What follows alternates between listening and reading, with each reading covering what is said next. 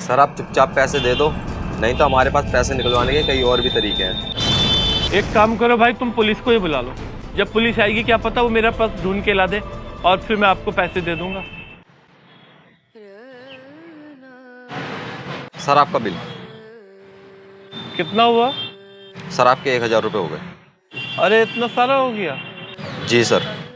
तुम्हारा नाम क्या है? विवेक।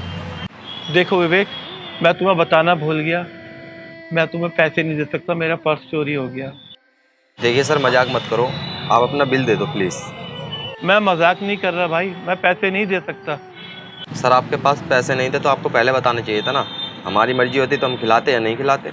अब गलती हो गई तो भाई मैं क्या करूं जब मेरे पास पैसे नहीं है। सर आप चुपचाप पैसे दे दो, नहीं तो हमारे पास पैसे निकलवाने के कई और भी तरीके हैं। अच्छा तो बताओ कैसे लोगे पैसे? सर मैं शराफत से कह रहा हूँ, आप पैसे दे दो, नहीं तो नहीं तो क्या? मैं पुलिस बुला लूँगा। मेरे पास पैसे नहीं है, मैं सही कह रहा हूँ। ये चालाकियाँ बहुत दे चुका हूँ मैं, बहुत आते हैं सर आपके जैसे पागल बनाने वाले। आप चुपचाप बिल दे दो, वरना मैं पुलिस बुला रहा हूँ। एक काम करो भाई, तुम पुलिस को ही बुला लो। जब पुलिस आएगी क्या पता वो मेरा पर्स ढूंढ के ला दे और फिर मैं आपको पैसे दे दूंगा। मेरे पास पैसे नहीं है, मैं सही कह रहा हूँ। तुम ऐसे नहीं मानोगे, मैं पुलिस को कॉल करता हूँ।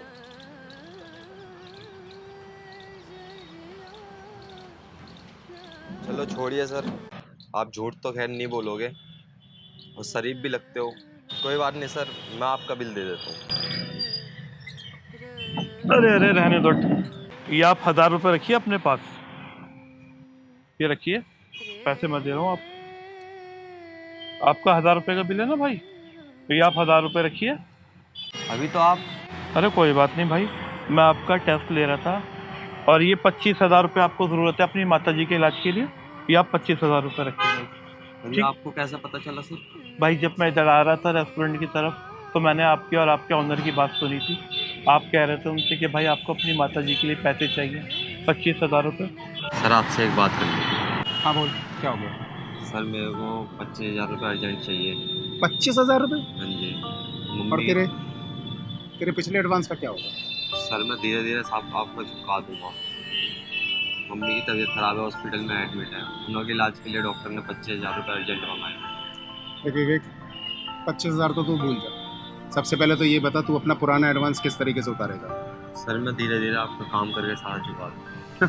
और पैसों का पेड़ लगा लेगा तू, हैं? उसमें से तोड़ तोड़ के मुझे पत्तियां दे देगा। देख विवेक, ऐसा है, तूने यहाँ पर काम करना है कर, नहीं करना है मत कर, ठीक है? मुझे कोई फ़र्क नहीं पड़ता, ठीक है? लेकिन मैं तेरे को 25,000 रुपये नहीं दे सकता। और ये बार बार ये एडवांस जो है ना, आप ढंग से काम कर लिए। चलिए यहाँ से।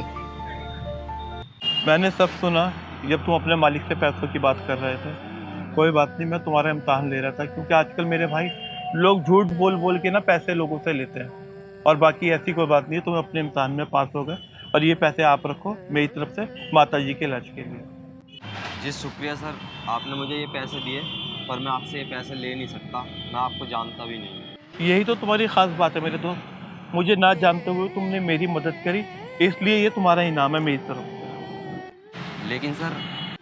लेकिन कुछ नहीं मेरे भाई, ये पैसे रखो और अपनी माँ का इलाज करवाओ। सर आप तो मेरे लिए देवता बनकर आए हो, मैं आपका ये एहसान कैसे उतारूंगा? अरे कहाँ मुझे देवता बना रहा हो मेरे भाई, इंसान हूँ, इंसान रहने दो। इंसान ही इंसान के काम आता है भाई, और जो तुमने इंसानियत दिखाई है ना भाई, उसकी तो कोई मिसाल ही नहीं है मेरे भाई। शुक्रिया सर। लो ये मेरा कार्ड रखो, जब कभी ज़िंदगी में ज़रूरत हो तो मेरे पास आ जाना, मुझे तुम जैसे ईमानदार आदमी की ज़रूरत है, ठीक है भाई? जिसकी नीयत साफ होती है, ऊपर वाला उसकी मंजिल आसान कर ही देता है। जाने अनजाने वो अगर किसी मुश्किल में फंस भी जाए, तो ऊपर वाला उसकी मुश्किल दूर करने के लिए किसी न किसी फरिश्ते को भेज ही देता है। ज़रूरत है भरोसे और सब्र की।